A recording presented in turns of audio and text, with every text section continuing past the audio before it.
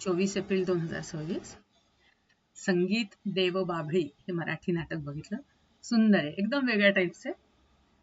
विठ्ठल रखुमाई त्यांचे संवाद आपसातले आणि तुकारामाची बायको आवली हिचा आणि रखुमाईचा संवाद, तिचा आणि विठ्ठलाचा संवाद नाही, ती विठ्ठलाला कशी बोल लावते की तुकाराम महाराजच्या नादी लागून तिच्या संसाराचं वाटोळं झालं म्हणून. तर इतकं सुंदर डायलॉग्स आहेत आणि गाणे आहेत, मधनं मधनं ओव्या त्यांच्यात हे. तर थोडक्यात बॅकग्राऊंड असं घेतलंय की आवली जी तुकारामाची बायको आहे तिला दिवस असतात आणि ती भाकरी घेऊन गेलेली असते टेकडावर, जिथे मंदिर असतं विठोबाचं. तर तुकारामाकरता, आणि येता येता तिच्या पायामध्ये देवबाभळीचा काटा रुततो आणि ती बेशुद्ध होते. आणि जेव्हा ती शुद्धीवर येते तर ती घरी असते तिच्या, आणि तिच्या पायाची मलमपट्टी केलेली असते आणि एक तरुण बाई भाकऱ्या करत असते. तर ती तिच्यावर ओरडते, डाफरते, म्हणते की तू माझ्या घरी कशी काय इथे आणि माझ्या चुलीचा ताबा कसा घेतला. मग ती सांगते की तू अशी अशी वर गेली होतीस आणि एकदम बेशुद्ध झाली पायात काहीतरी रुतल्यामुळे.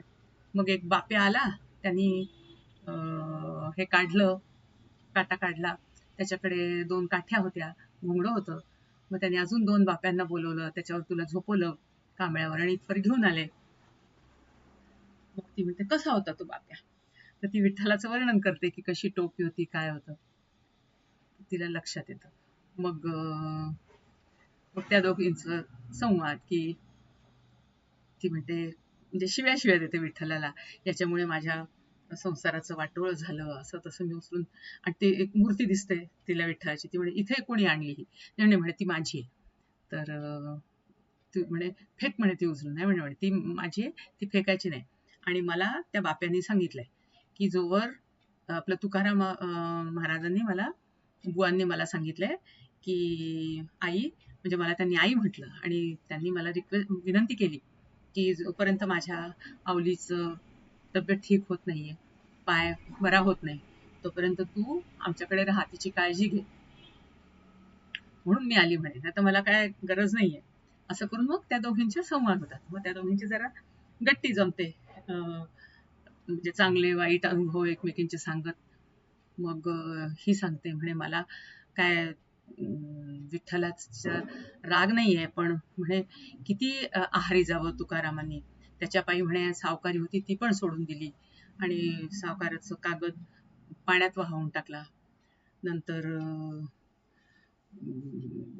घरी येत नाहीत, किती किती दिवस बाहेरच असतात, असं तसं सगळं चालतंय. आणि रखुमाई ह्याला रुसून, विठ्ठलाशी भांडण करून त्याच्यावर रुसून ती आलेली असते खरं तर. आणि मग जेव्हा मग हिला खात्री पटते की नाही ही रखुमाई आहे आणि विठ्ठलानेच तिला पाठवलंय, तर ती म्हणते मी किती जरी शिव्या शाप देत असली तरी त्या शिव्या शापाच्या निमित्ताने बुवांपेक्षा जास्त विठ्ठलाचं नाव मीच घेते.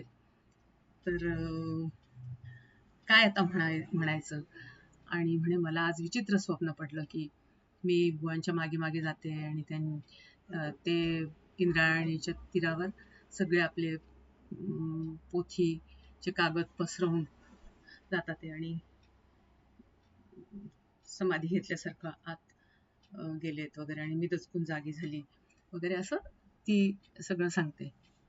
आणि मग झोपते, म्हणजे ती घरी. तर मग झोपल्यावर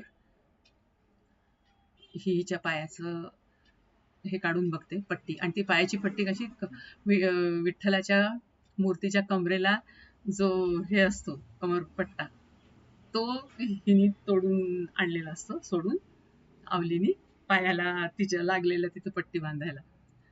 तर ही सोडून बघते, ती म्हणते अरे वा तुझी जखम बरी झाली, चला म्हणजे मी आता जायला मोकळी.